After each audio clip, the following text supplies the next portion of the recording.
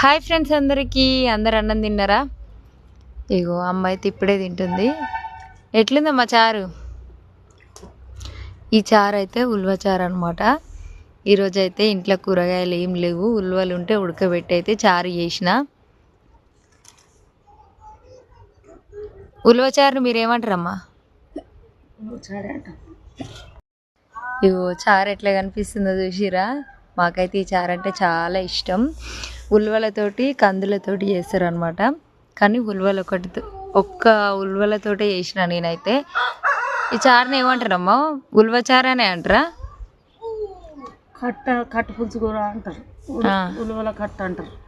ఉల్వ కట్టు చారు అనొచ్చు, కంది కట్టు చారు అంటారు. మీకు ఎంతమందికి ఇట్లా కట్టు చారు అంటే తెలుసో కామెంట్ చేయండి. మేమైతే ఉల్వ చారు అంటాం, కంది కట్టు అని కూడా అంటాం. మీకు తెలుసా లేదా కామెంట్ చేయండి.